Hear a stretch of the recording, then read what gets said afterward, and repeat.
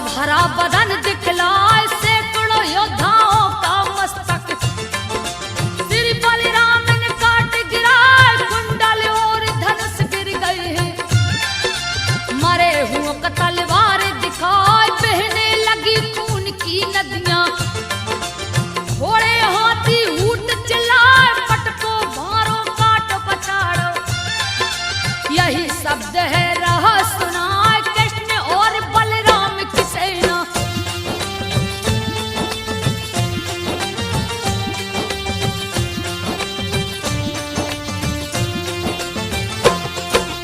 कृष्ण और बलराम की सेना विजय पताका लहरा जरासंध शिशुपाल भागे।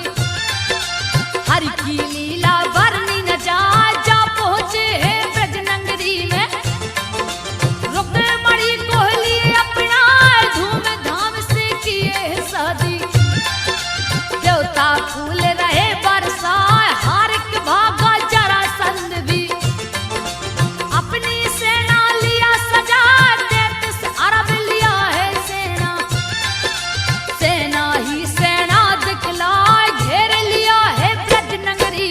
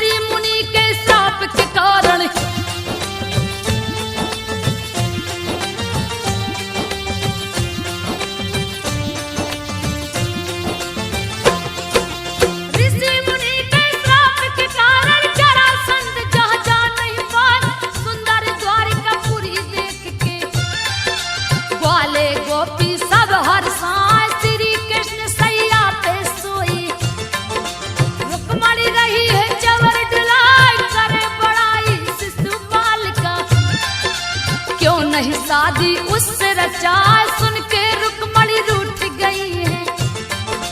गुस्सा भरा बदन दिखलाए, गुस्से में आकर मूर्छित हो गई। धरती ऊपर गई पटका, रुक्मणी को श्री कृष्ण उठाकर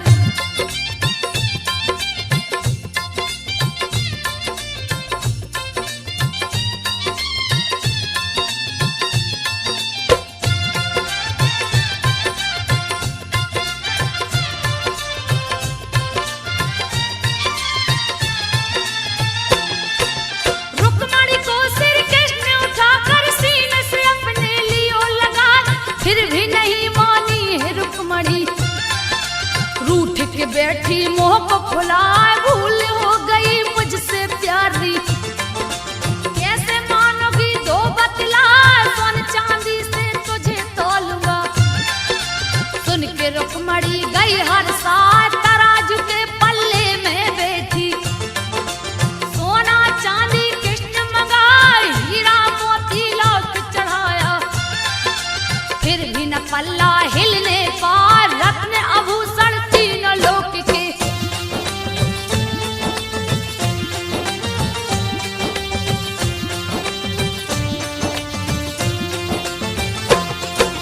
रत्न आभूषण तीनों लोक के तब हरि ने लिए मंगवाए, सबको रखा पल्ले के ऊपर।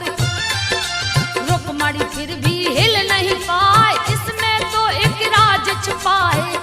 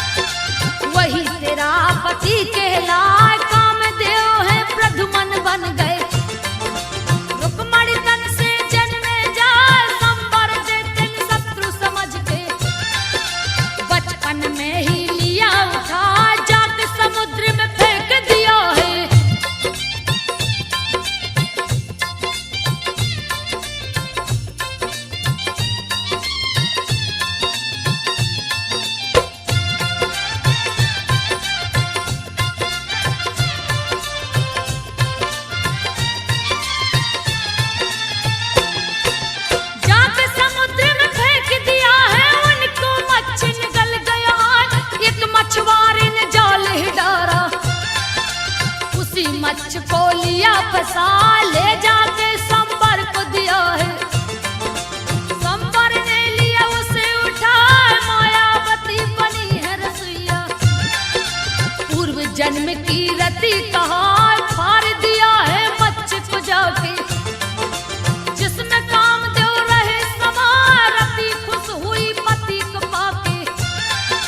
पिछली बातें दिया बता, रति और कामदेव मिल गए।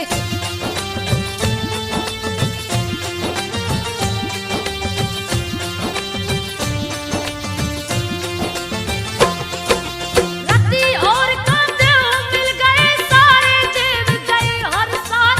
जामवंत की पुत्री जंगल में दिया मणि भुलवाए। कृष्ण ने राह में मणि को देखा, अपने हाथ में लिए उठाए। जामवंत लगे मणि को खोजने, कृष्ण के हाथ में गया दिखाए। कृष्ण से जामवंत भिड़ गए। क्यों लिया तूने मणि चुराए, बड़ा ही भीषण युद्ध हुआ है। जिसका वर्णन किया न जाए, जामवंत पहचाने प्रभु को।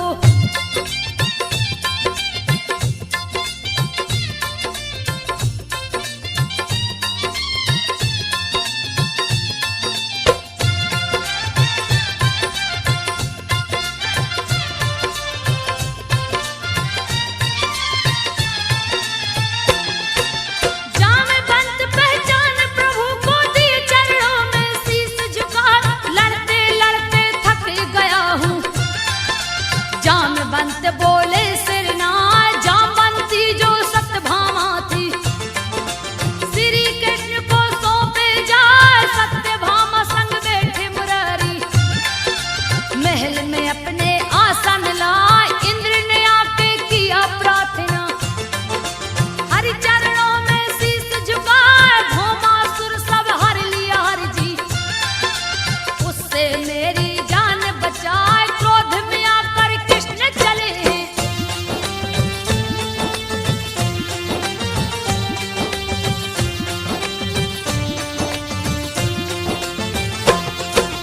क्रोध में आकर कृष्ण चले हैं, भौमासुर से गए टकराए। भुजा जंघ गर्दन को काट के, दिए मौत की नींद सुलाए। 16,100 कन्या को कैद से उसके लिए छुड़ाए। चाहे रचाए सबसे कन्हैया, लीला अपनी रहे दिखाए। बहुत से पुत्र हुए हैं कृष्ण के, जिसका वर्णन किया न जाए। बलि राजा के 100 पुत्र थे, सबसे बड़ा बाणासुर कहा। सोलित कुल का जो राजा था,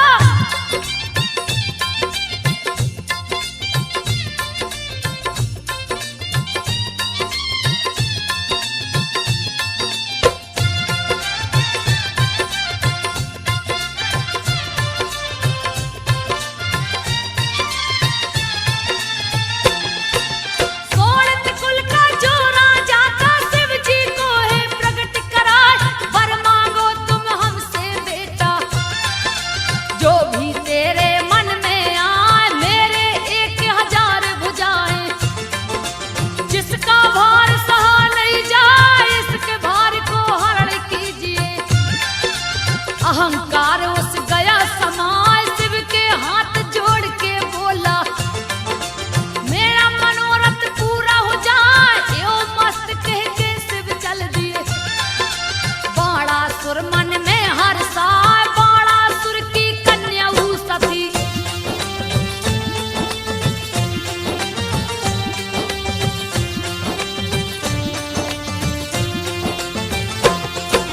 बाणासुर की कन्या उषा थी, परम सुंदरी रही दिखा। प्रद्युम्न के लड़के अनिरुद्ध से उसकी नजर गई टकरा। देख बाणासुर क्रोधित हो गया, हाथ में शस्त्र को लिया उठाए। सजा लिया है 100 ही सेना, अनिरुद्ध से गए टकराए। क्रोधित होकर अनिरुद्ध ने सारी सेना को मार गिराए। अनिरुद्ध भी अति बलशाली, रण में दिया था हल्का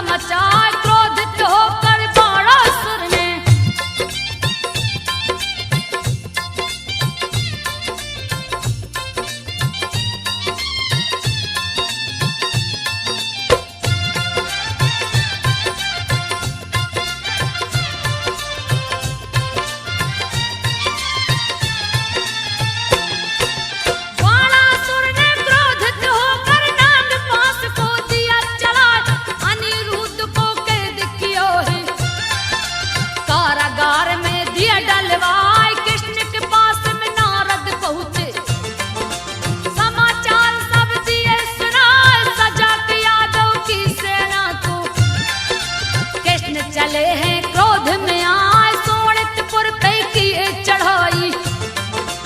बाणासुर से गए टकराए, तहस नहस किए उसके महल को।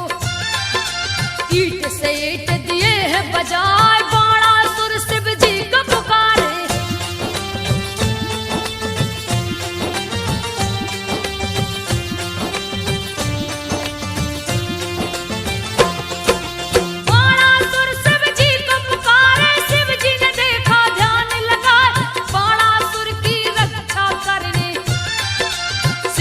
नंदी चढ़ के आए, भीषण संग्राम शुरू हो गया।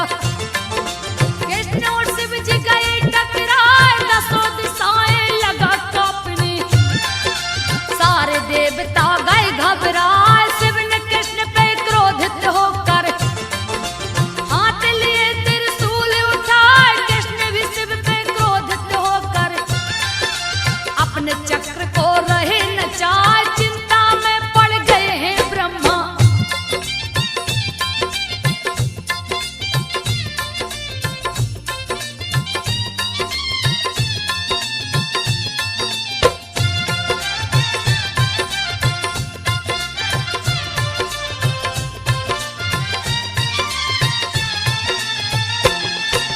चिंता में पड़ गए हैं ब्रह्मा, धरती माता गई घबराए। ब्रह्मा जी के पास में पहुंची, इंद्र भी वहीं पे गए हैं आज। तीनों लोक में मची तबाही, पल में मानो प्रलय हो जाए, सारी सृष्टि उलट जाएगी। चक्र पशुपत जो टकराए, सारे देवताओं को ले ब्रह्मा। समर भूमि के बीच में आए, शिव और कृष्ण के बीच में आकर ब्रह्मा जी भी रहे समझाए। आप दोनों गर नहीं माने तो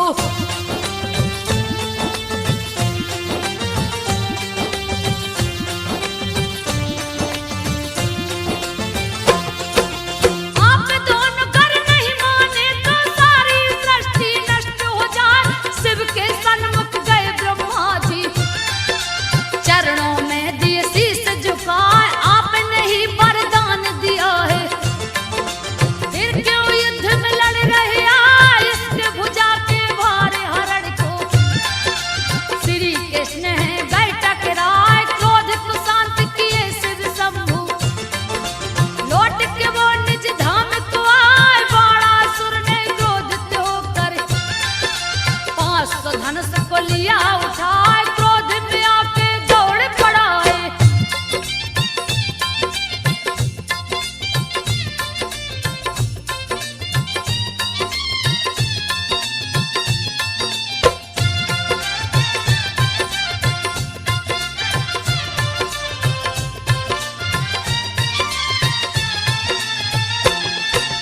क्रोध में आकर दौड़ पड़ा है, हरि पे शस्त्र को दिया चलाए। 1000 बाण को छोड़ा, बाण ही बाण रहा दिखलाए। जैसे बाण गगन से बरसे, कृष्ण ने चक्र को दिया चलाए। लगे हैं उसके भुजा काटने, बाणासुर है रहा चिल्लाए। पल भर में ही श्री हरि ने सारे भुजा को काट गिराए। बाणासुर का अंत किए प्रभु, 3 लोक को दिए बिठाए। सभा बीच द्रौपदी गोहराई,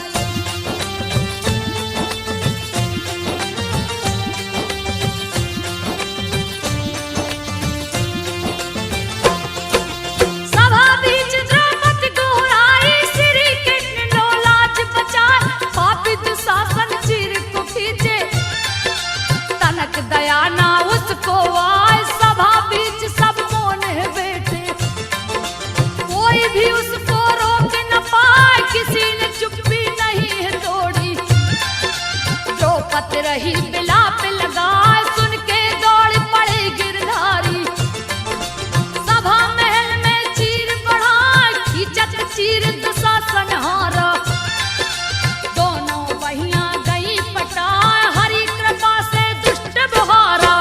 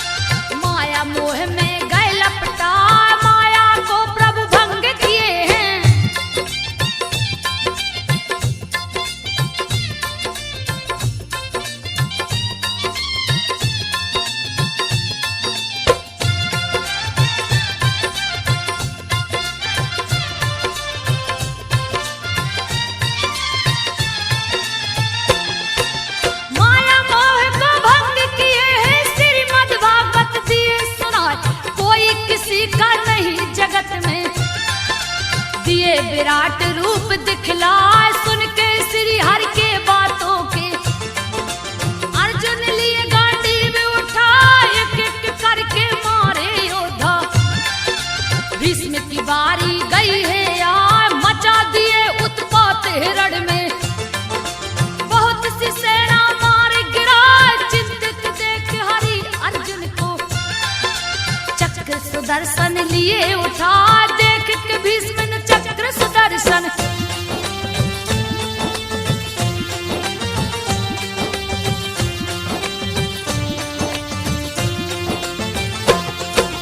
देख के भीष्म ने चक्र सुदर्शन, दोनों हाथ को लिए उठाए, अर्जुन के हाथों मरवा कर दिए कौरवों का नाश करा, युधिष्ठिर को राज तिलक दिए हैं, दिए हैं गद्दी पर बैठा, युधिष्ठिर के हाथों हरि यज्ञ दिए हैं शुरू करा, चारों तरफ निमंत्रण भेजा, सभी राजा को लिए बुलवाए, जरासंध नहीं है आया। देख के कृष्ण रहे मुस्कान, भीम और अर्जुन को लेकर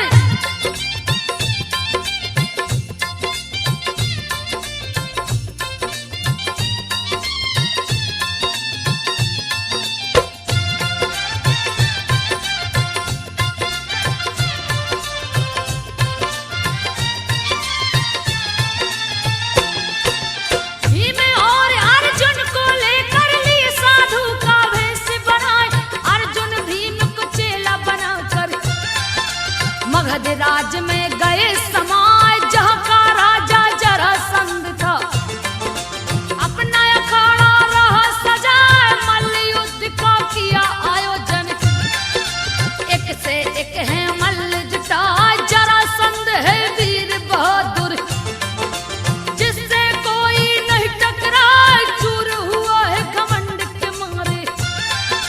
देख के श्री हरि है मुस्कान, जरासंध को है ललकारा,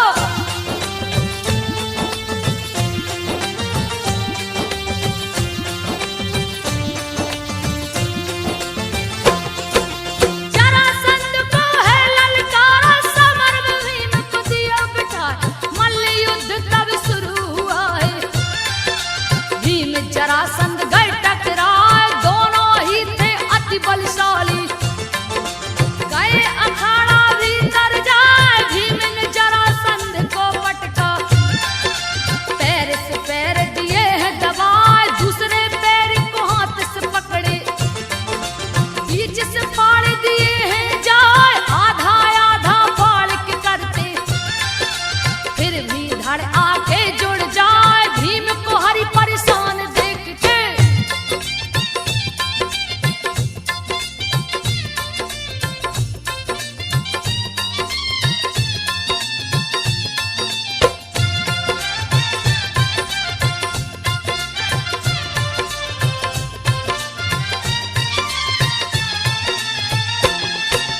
भीम को हरि परेशान देख के दिए इशारे से राज बताए, दोनों धड़ को उलट के फेंको, दिए इशारे से समझाए, श्री हरि की बातों को समझ के धड़ को फेंका उल्टा जाए, जरासंध की मौत हो गई, सारी जनता गई घबराए, श्री हरि ने कारागार में जाके सारे बंदी दिए छुड़ाए, मगध देश को अत्याचार से हरि ने दिया है मुक्त कराए, सबको ले हस्तिनापुर लौटे।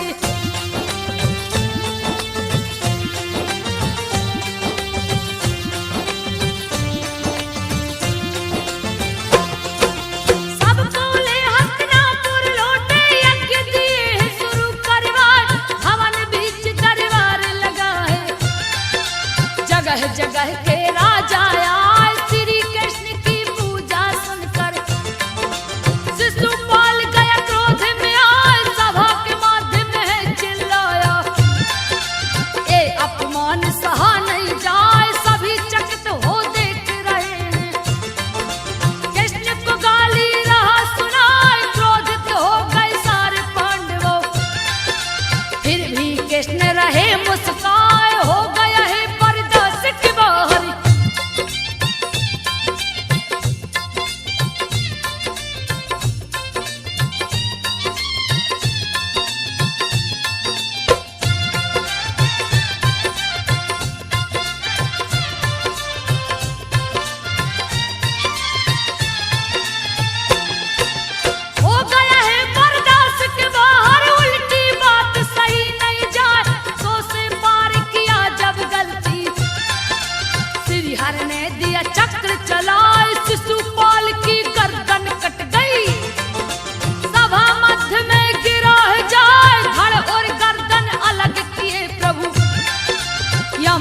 मंत्री को दिए पठाए, पांडव किए श्री हरि की पूजा, दिए चतुर्भुज रूप दिखाए, यज्ञ समापन करवा कर हरि गए द्वारकापुरी में आए, द्वारकापुरी में रुक्मणी के संगे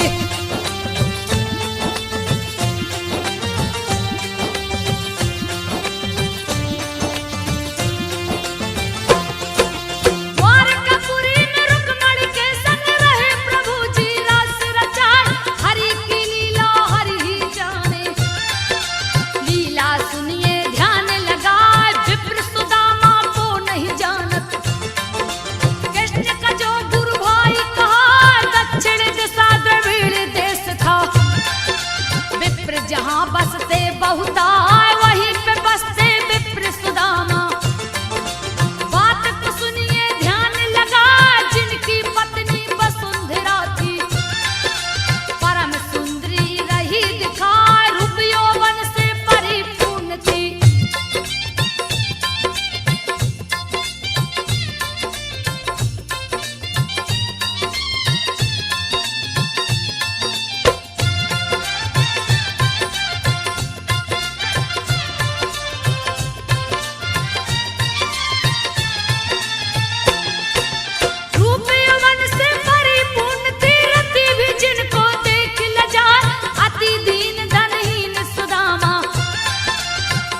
गरीबी रह सताए, टूटी हुई मड़ैया जिसकी, बारिश बरसे तन भिंग जाए, महादरिद्री उनके घर में पांव पसार के गई समाए, भिक्षाटन कर पेट चलाते, फिर भी सुदामा नहीं घबराए, कभी खाते कभी नहीं भी खाते, सो जाते थे पेट दबाए, सिर पे पगड़ी न तन पे कपड़ा।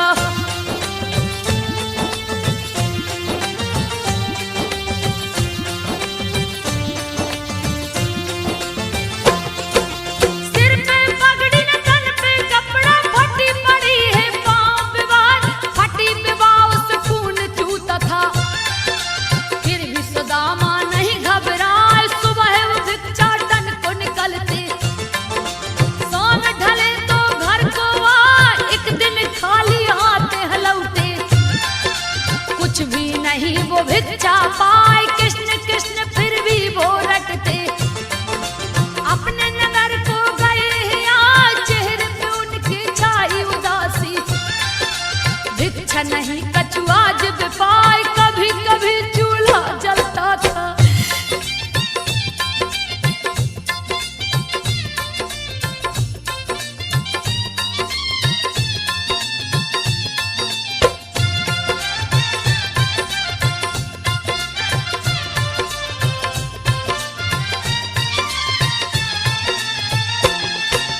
कभी कभी चूल्हा जलता था, कभी कभी ठंडा पड़ जाए, फिर भी कोई चिंता नहीं था, कृष्ण कृष्ण का रटे लगाए, कृष्ण हमारे परम मित्र हैं, पत्नी से कहते रोज सुनाए, पतिव्रता पत्नी थी उनकी, दुख सुख में है साथ निभाए, एक दिन खाने को कुछ नहीं था, दरिद्रता से गई घबराए, अपने पति से जाकर बोली, डरती हुई अति भय खाए, मेरा कहना मान लो स्वामी।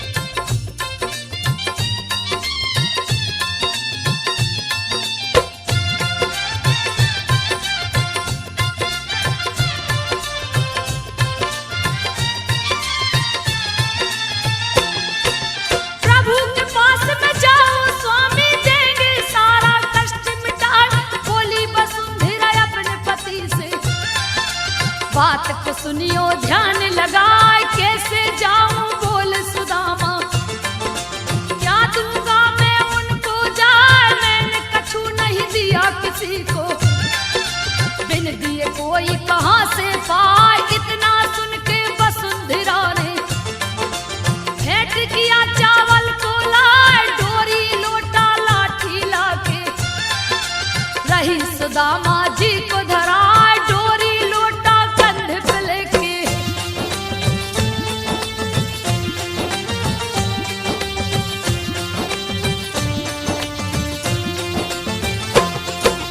डोरी लोटा कंधा पे लेके चल दिए पोटली को खिदवार, रास्ते में वो विघ्न विनाशक श्री गणेश को रहे मनाए, चल दिए हैं द्वारकापुरी को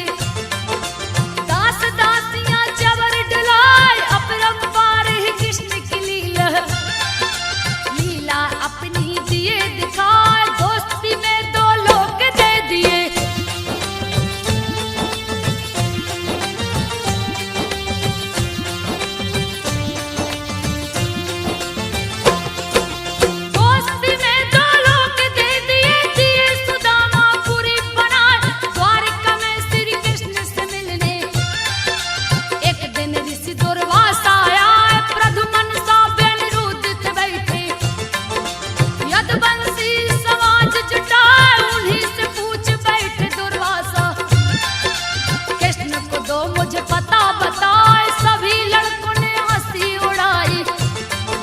संब को औरत दिए बना, उसके पेट में वस्त्र लपेट के पूछने लगे ऋषि से जाए, कहिए मुनिवर पेट में क्या है।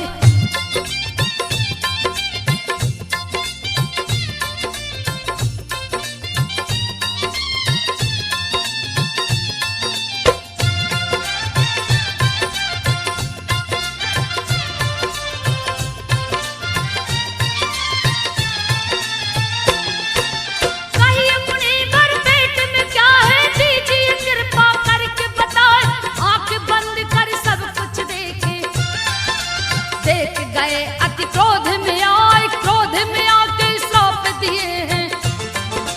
अरे दुष्ट सुन ध्यान लगा, इसके पेट से जो निकलेगा नाश का कारण वो बन जाए। क्यों हो मेरी हंसी उड़ाते, यदि कुल का संहार हो जाए। सारे लोग भयभीत हो गए, रहे त्राही त्राही चिल्लाए। लोहे का मूसल पेट से निकला,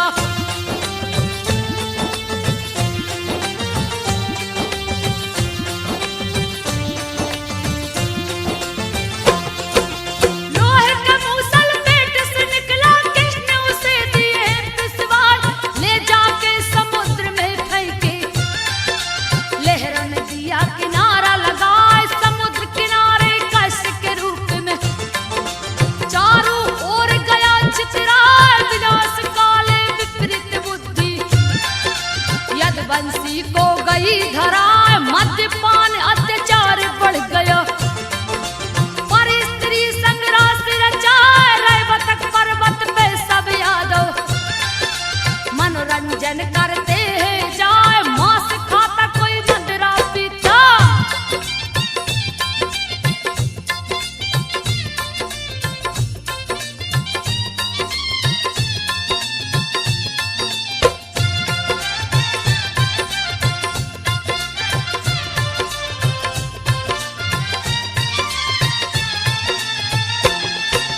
मांस खाता कोई मदिरा पीता। सबकी मती गया है मराए, गाली गलौज तू मैं करके उसी कष्ट को लिया उठाए। कष्ट में लोहे की शक्तियां आ गई, श्राप ने दिया असर है दिखाए। छप्पन करोड़ सारे यदुवंशी आपस में ही गए टकराए। सभी आपस में लड़कर मर गए, लीला अपनी प्रभु दिखाए। पापी और पापी को हरने धरती पर से दिया मिटाए। धर्म का ध्वजा लगा है लहरने,